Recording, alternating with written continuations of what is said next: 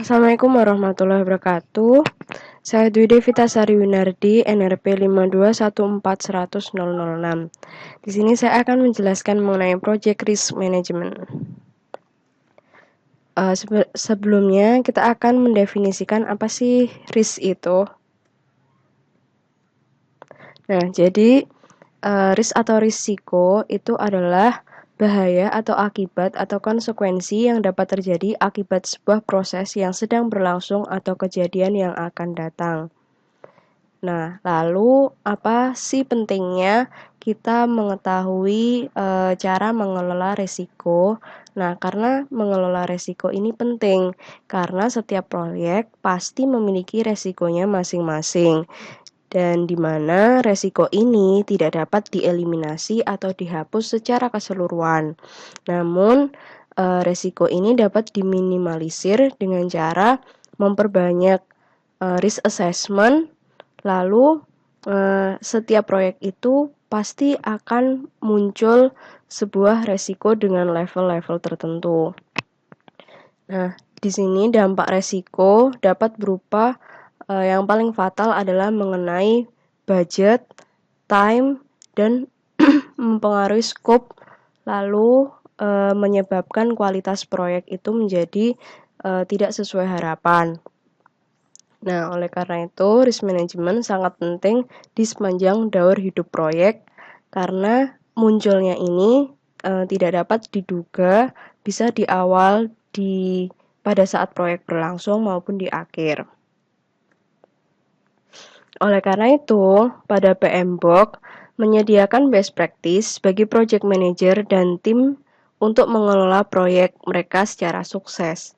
Nah, proses risk management ini terdapat 6 proses, yaitu plan risk management pada tahap planning, identify risk, perform qualitative risk analysis, perform quantitative risk analysis, plan risk response, dan control risk.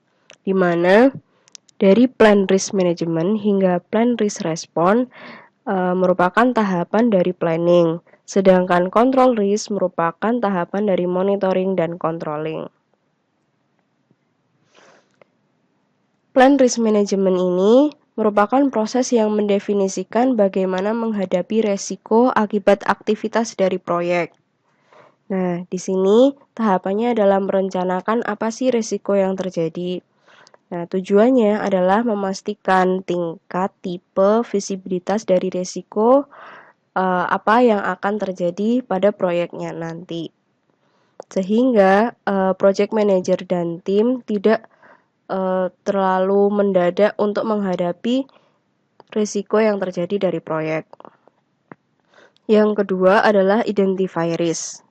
Di sini adalah untuk mengidentifikasi risiko yang terjadi, untuk menentukan risiko yang dapat berpengaruh terhadap proyek dan mendokumentasikan karakteristiknya masing-masing.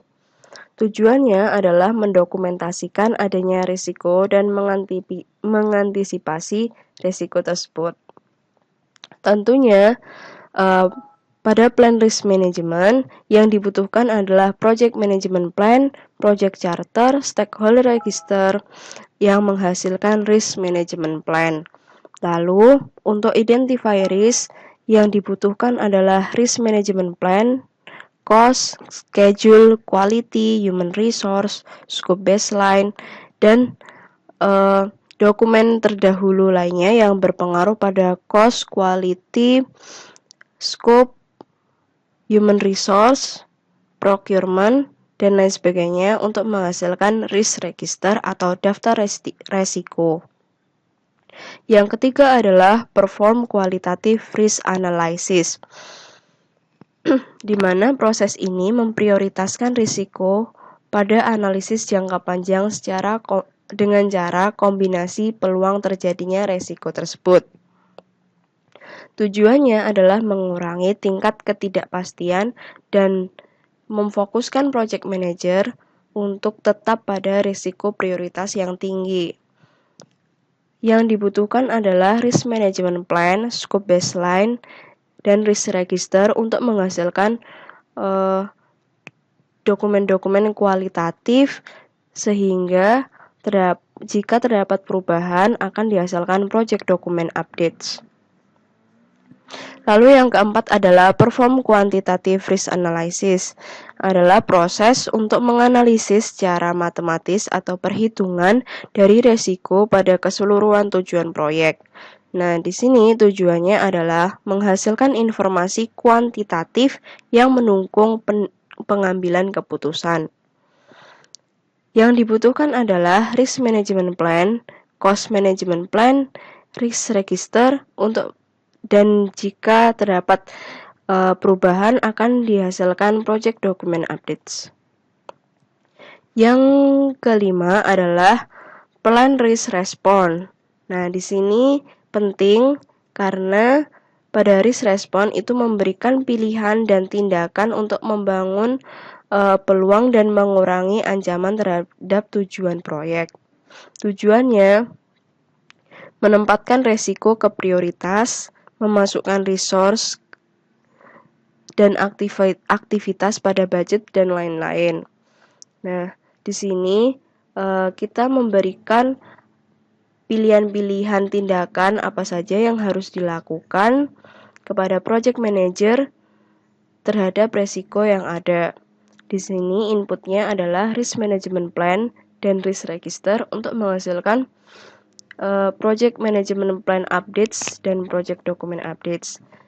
Pada risk response akan digunakan untuk langkah selanjutnya yaitu control risk, di mana control risk ini proses untuk mengimplementasi risk response plan, lalu melacak risiko yang diidentifikasi, memonitoring dan evaluasi, dan memungkinkan untuk mengidentifikasi risiko baru.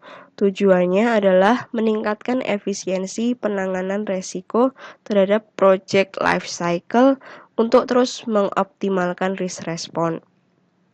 Yang dibutuhkan adalah project management plan, risk register untuk menghasilkan update dokumen terkait risk seperti project document updates, lalu change request, dan lain sebagainya. Nah, jadi sebelum menutup video kali ini, risk cannot be erased, tidak dapat dihapus. Enhanced education and frequent risk assessment are the best way to minimize the damage from risk. Terima kasih. Assalamualaikum warahmatullahi wabarakatuh.